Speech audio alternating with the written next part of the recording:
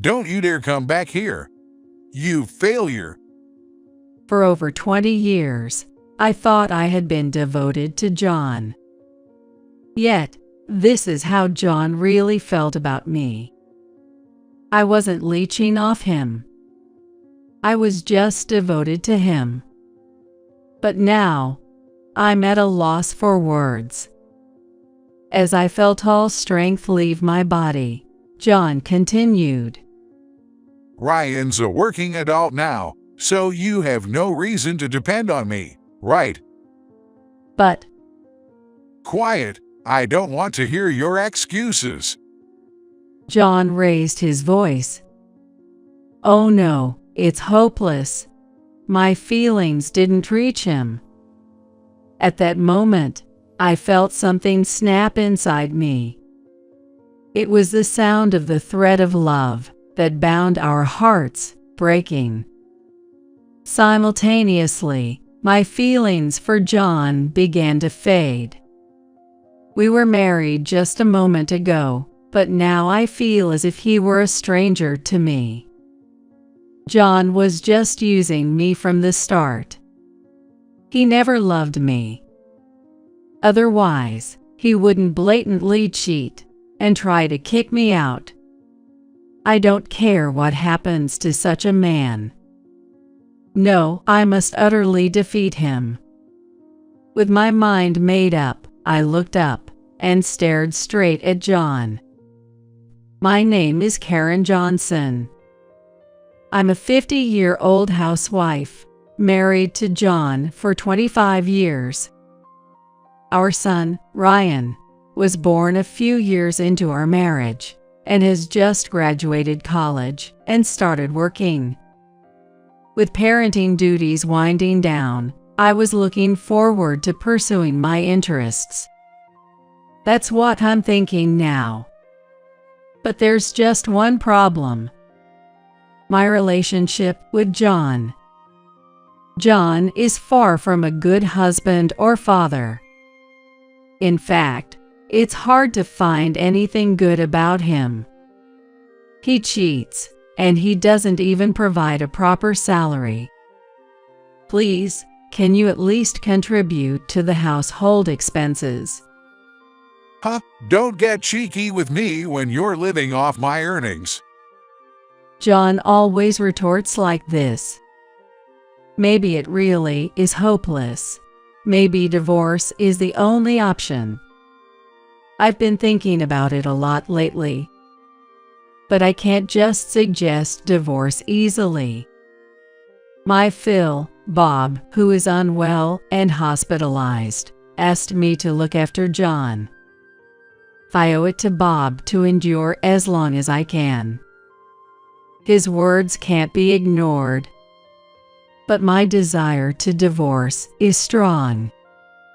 Torn between these conflicting feelings, I find myself reminiscing about the happier times before our marriage. The turning point that led to such happiness before my marriage was actually due to a misfortune that struck my father. Our family owned a small diner. My father was in charge of cooking, and my mother handled the serving. Needless to say, the food was delicious. However, my dad was incredibly bad at business. He started the diner with a desire to feed customers delicious food to their heart's content. I think that's a noble cause. But he ran the diner solely on that sentiment, hardly considering the profitability. It didn't matter to him if the profits were low, as long as the customers were satisfied with tasty food. Naturally, such a business, of course, that would not be profitable. As a result, our family's finances were always tight. Even as a child, I took pride in seeing customers leave satisfied. So I never interfered with my father's business approach. However, when I was in college, a crisis hit. The company supplying ingredients to my dad's diner went bankrupt due to the recession. We've already paid this month's dues.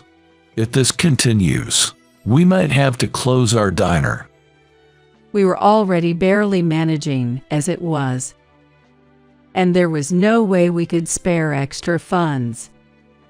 Seeing my parents so downcast made me anxious too. But as a college student, there was little I could do. And I doubted the bankrupt company could refund us. The only option seemed to be closing the diner. That's when a regular customer, a man, said something unexpected. Closing the diner. Such a shame for such delicious food. But with the supplier's bankruptcy, we'll end up in debt. Then let me help you personally to get back on your feet. This regular, who really did lend my father a substantial amount. I'm glad to help. I'll certainly pay you back. Don't worry about the money. Just keep making delicious meals, he said, leaving the diner quickly after.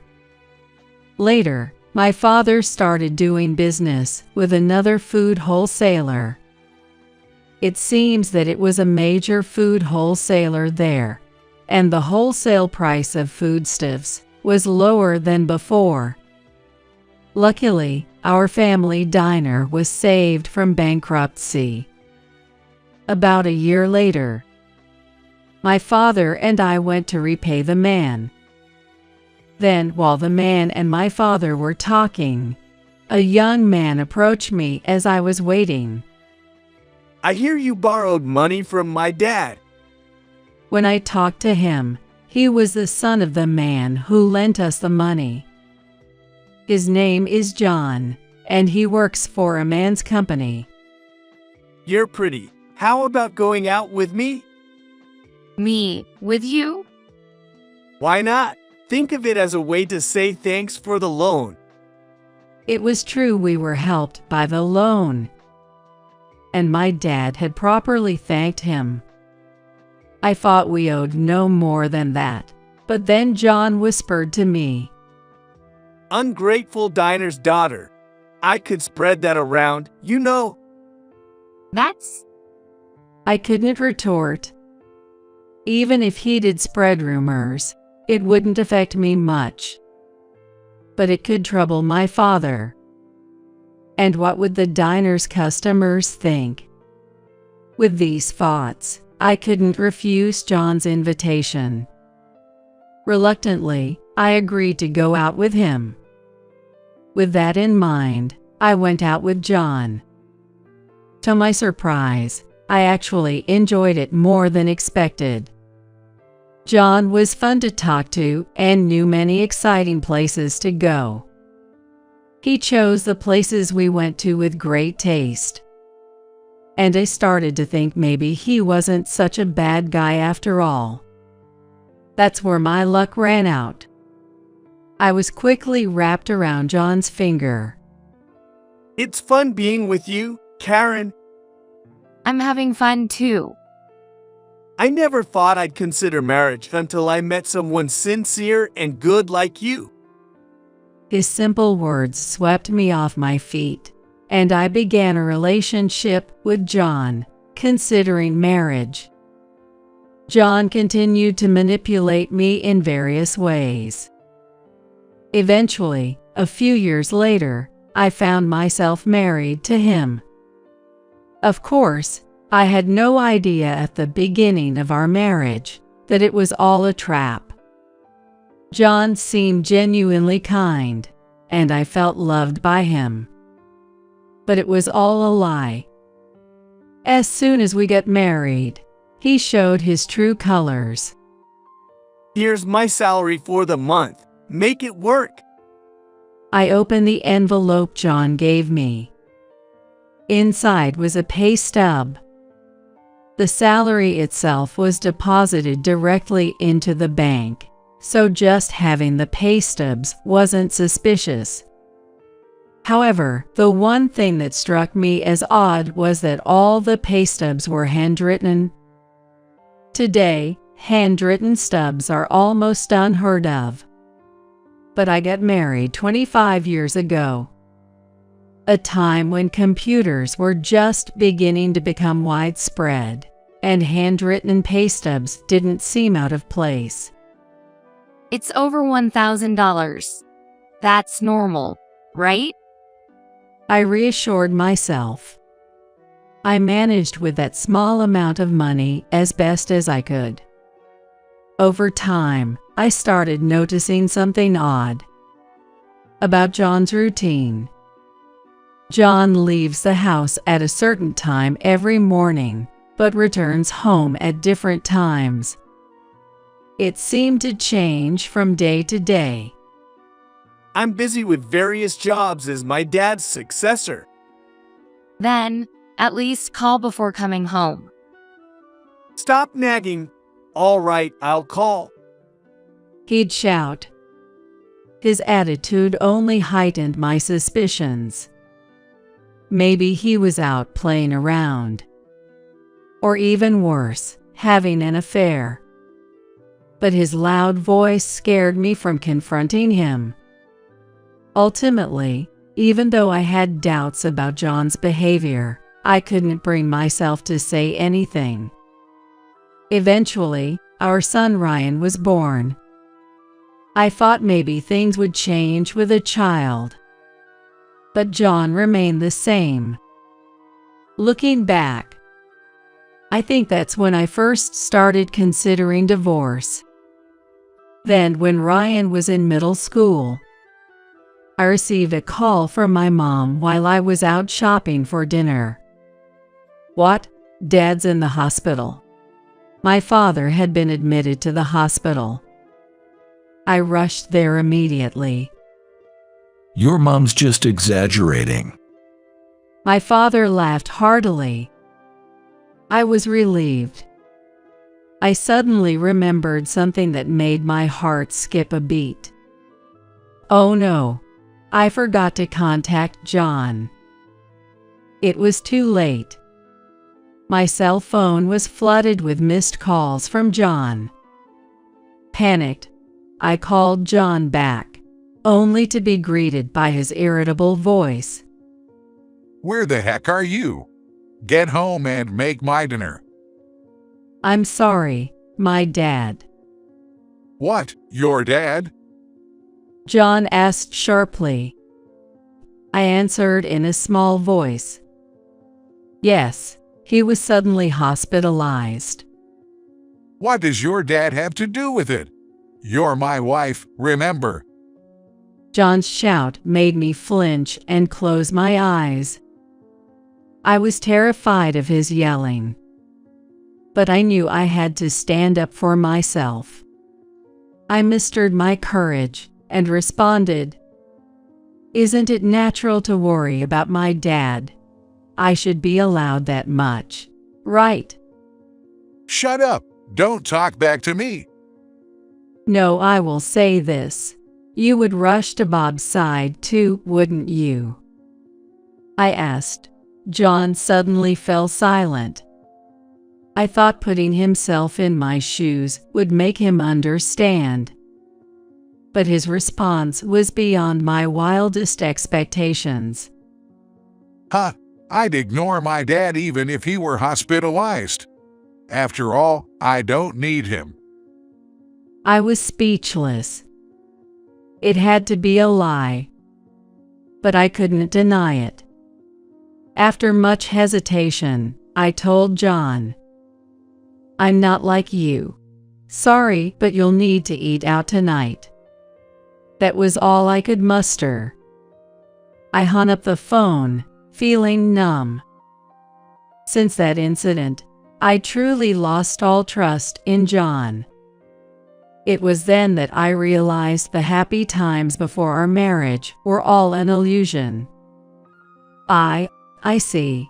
John wanted a housekeeper, not a wife. I said to myself, feeling sad. But I couldn't just wallow in sadness. That's right. If I'm considering divorce, I need to start preparing. I began making plans for a divorce.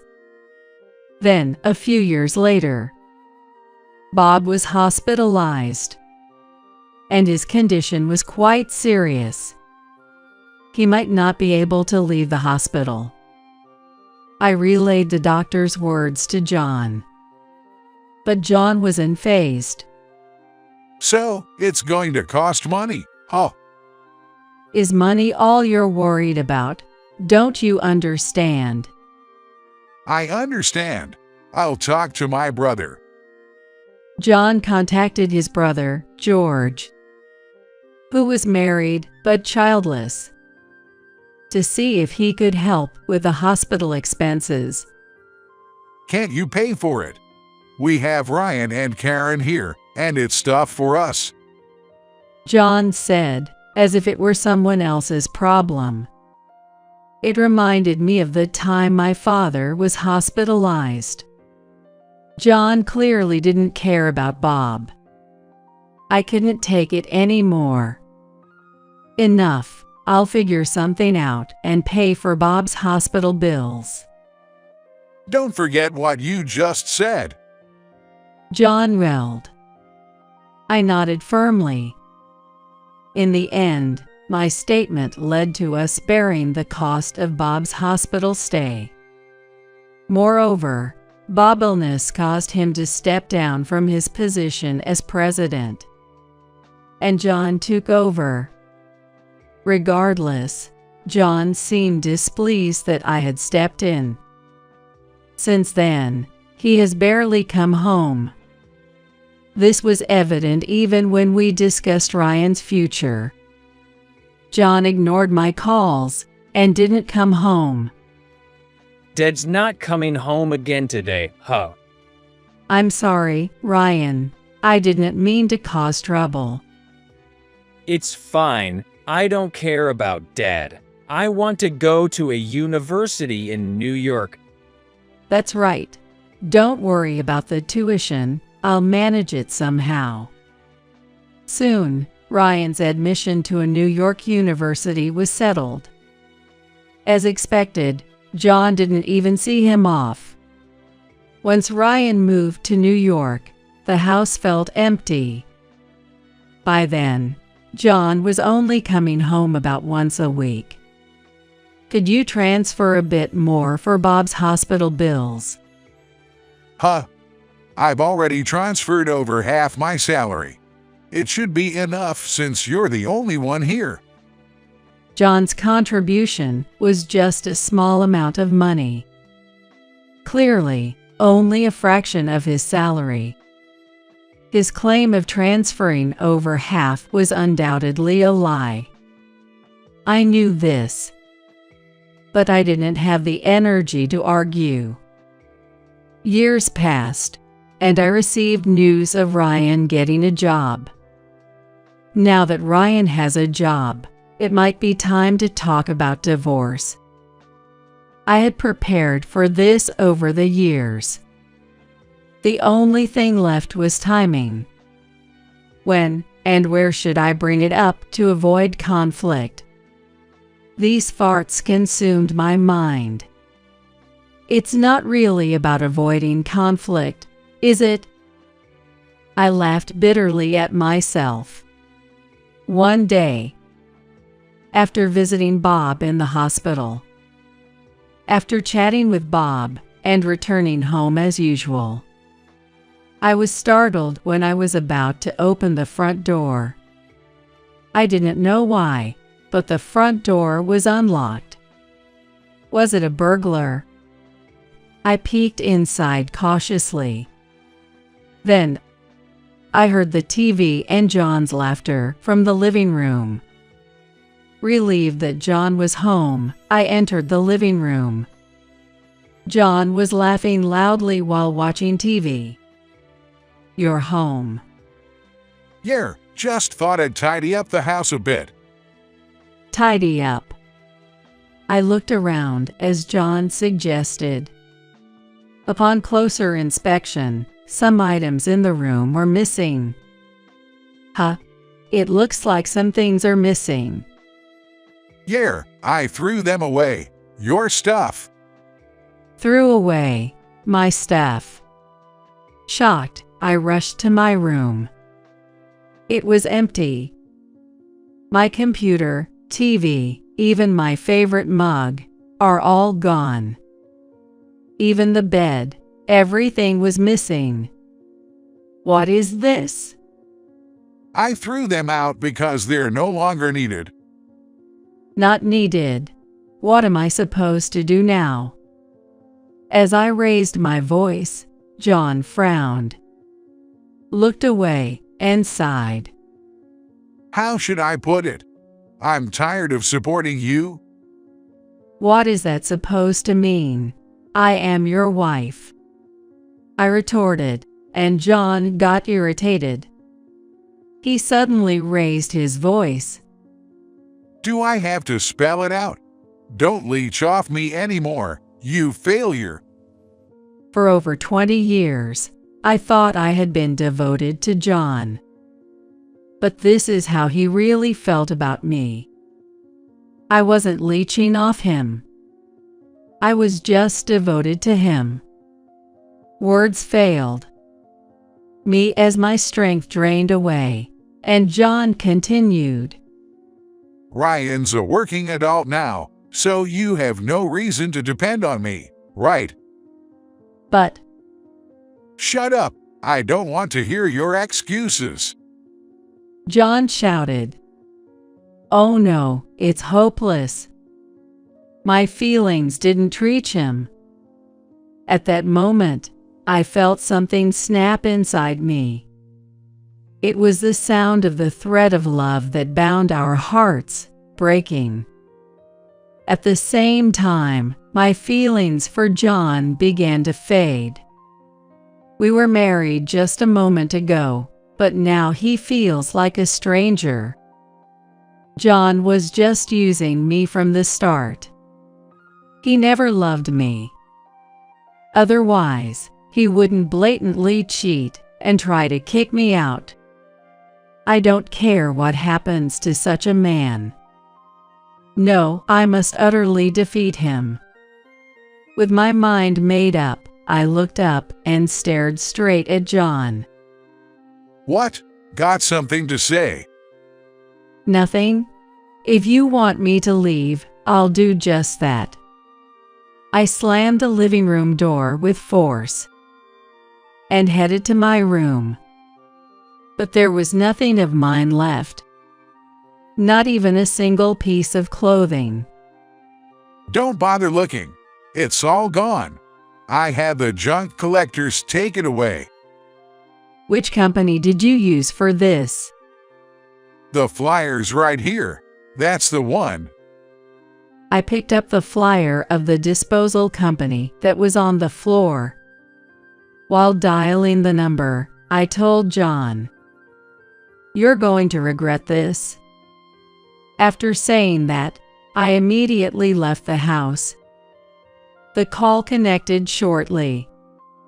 Once I explained the situation, they readily understood. It seems they had felt something off about John's actions and had kept everything they collected intact. "I'll be right over. Thank you so much," I said, expressing my gratitude before hanging up. Then I went to the disposal company. After thanking them, I had them move my belongings into a storage unit I had just rented. Relieved that my belongings were safe. You won't get away with this so easily.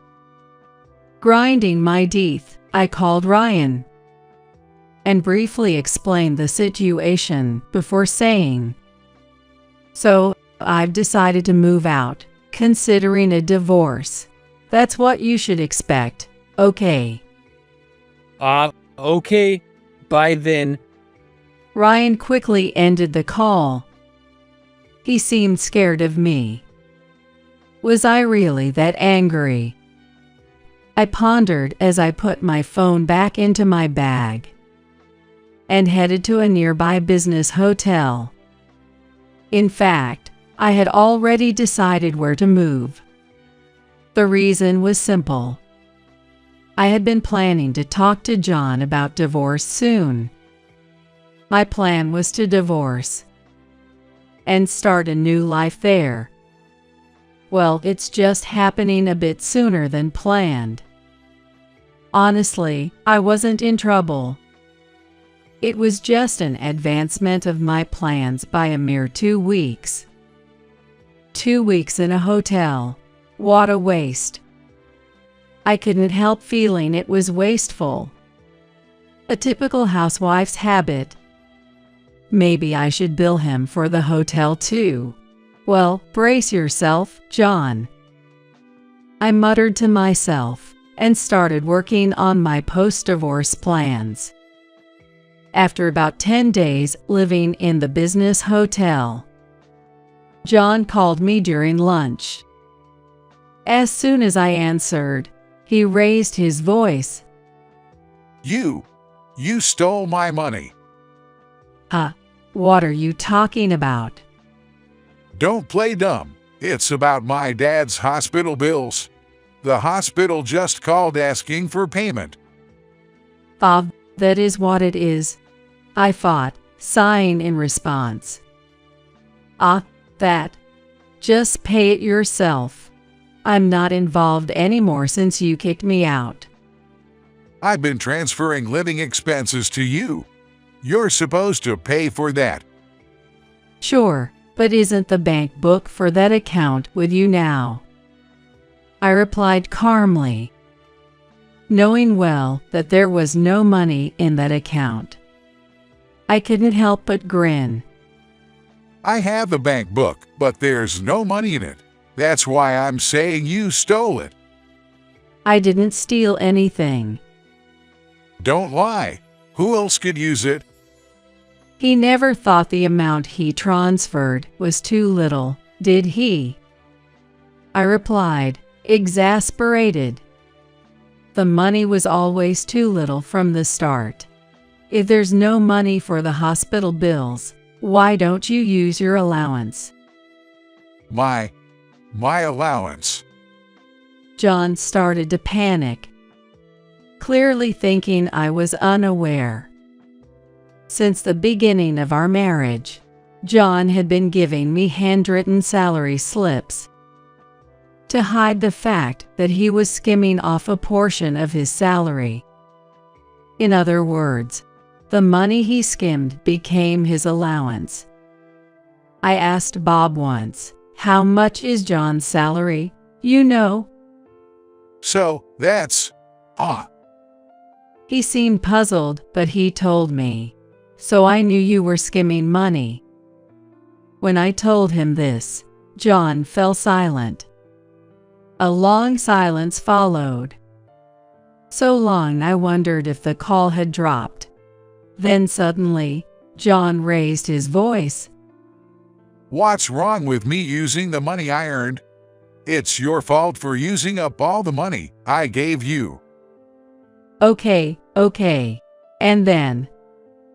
I want a divorce. I'll demand alimony. You need to pay back the money you used. John's words made me grin inwardly. I had him right where I wanted him. He couldn't back out now. I replied with a smile. Oh, thank you. I wanted a divorce too. Come over to my place for the divorce discussions. What? No. But, I mean... You want a divorce, right? I've prepared evidence of your infidelity, and I'm waiting. Though I couldn't see him, I could tell John was taken aback by his faltering voice. Evidence of infidelity? What are you talking about? Don't play dumb. I have photographic evidence. Photographic evidence? I could imagine John's flustered expression. Holding back laughter, I continued. Well, I'll give you the address, and let's meet next Sunday to discuss it in detail. After giving him a certain address unilaterally, I quickly hung up. I've successfully pushed for a divorce. Now, if only I can make him apologize. It was going to be tough, but I was ready. On the agreed Sunday, I arrived at the meeting place before the scheduled time. He should be arriving soon. Looking around, I spotted John in the corner of my eye. "Over here." I waved and called out. John looked up, startled. What? This place? "Yes, I gave you the address, remember?" But this place? Whose mansion is this? John looked behind me, where a mansion worth about $1 million stood. It was much larger than a regular house, complete with a garden, 3 stories, a basement, and even a home theater. A luxury car was parked in the attached garage.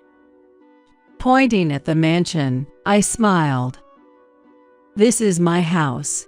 It's brand new and beautiful, isn't it?" What, your house? "Yes, I was planning to live here after the divorce, so I had it built recently."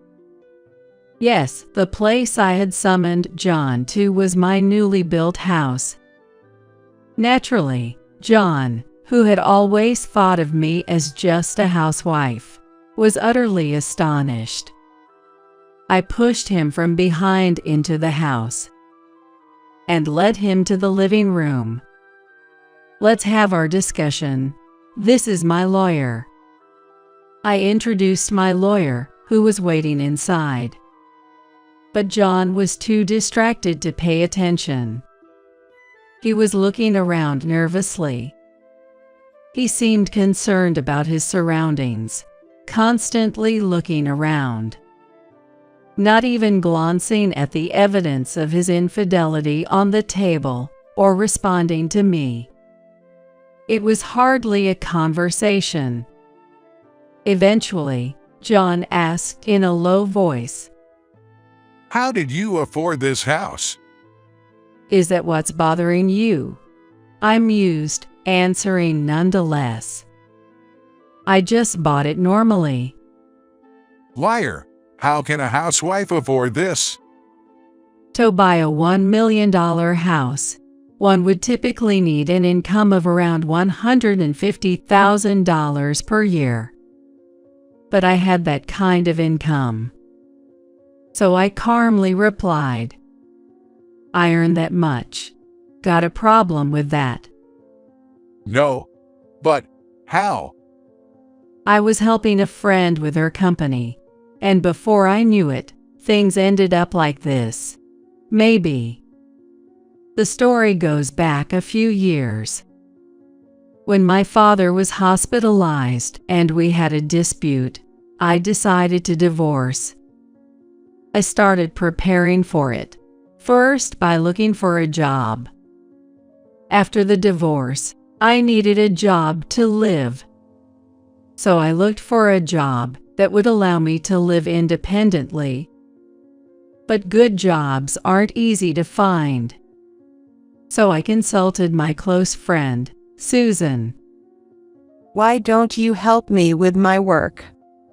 "Your work? What do you do?" "Land-based aquaculture."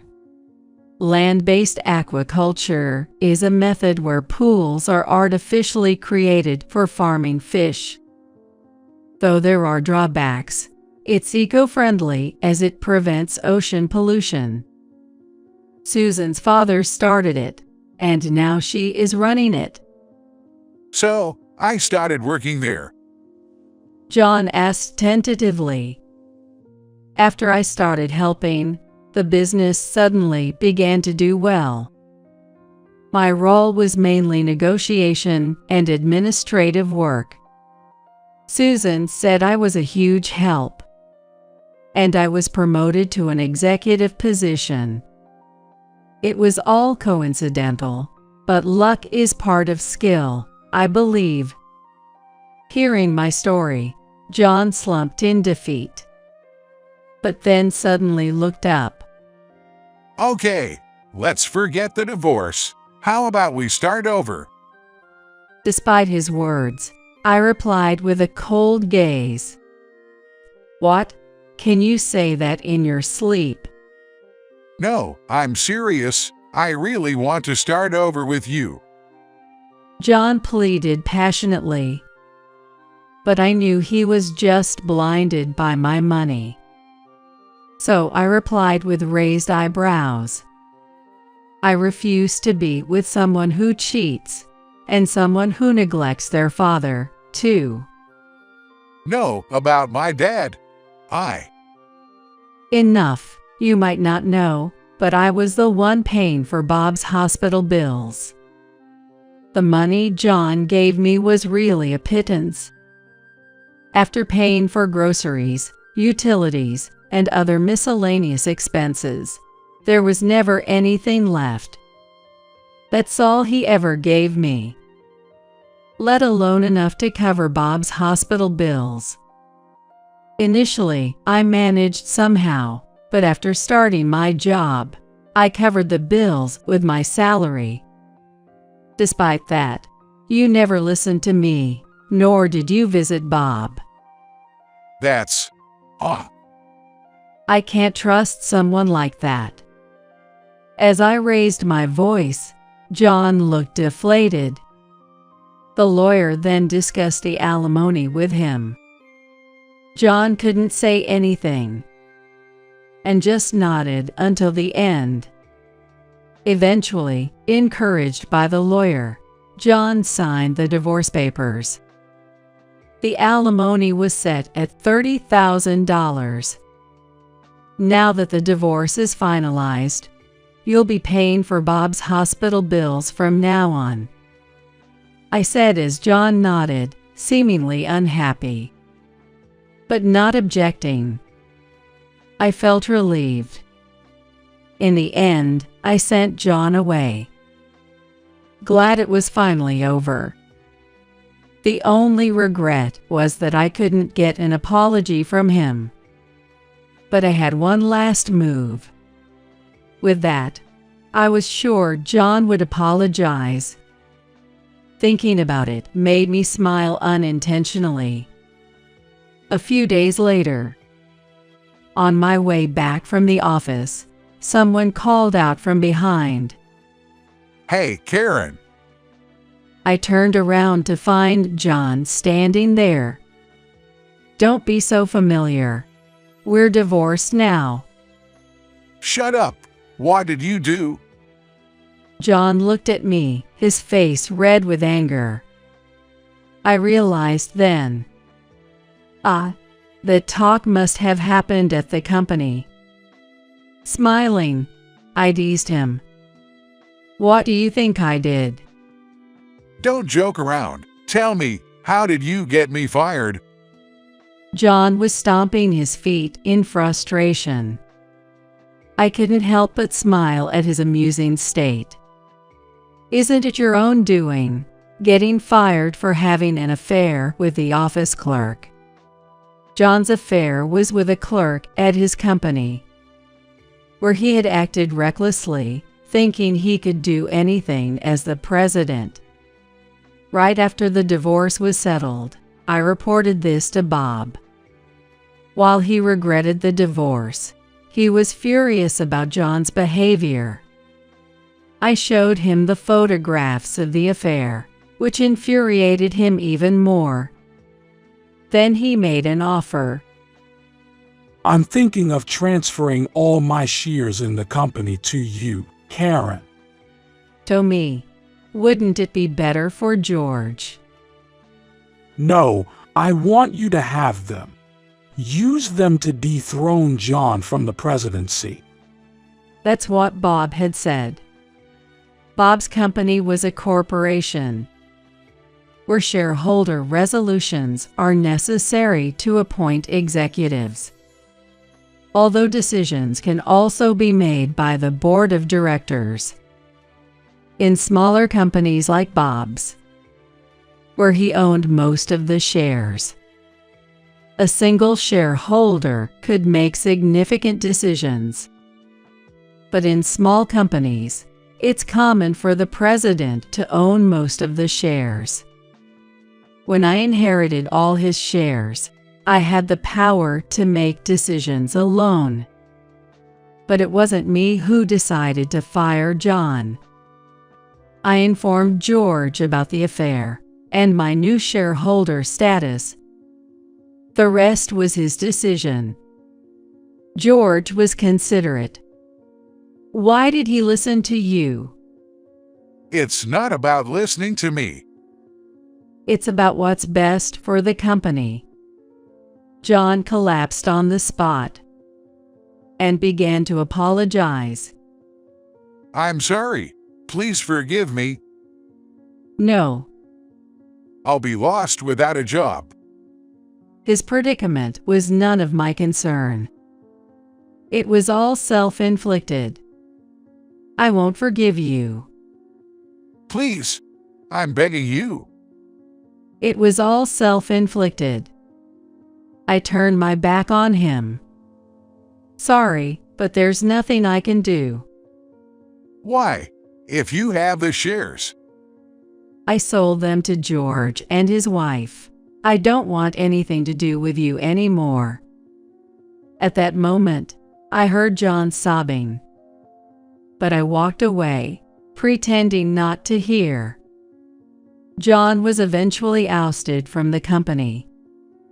Perhaps he could have stayed as an employee, but his arrogant behavior, starting from his entry through nepotism, made that impossible. I refuse to be an employee. He had said. Once fired, he was out. Now he's reportedly working as a convenience store clerk, a difficult-to-find job at his age.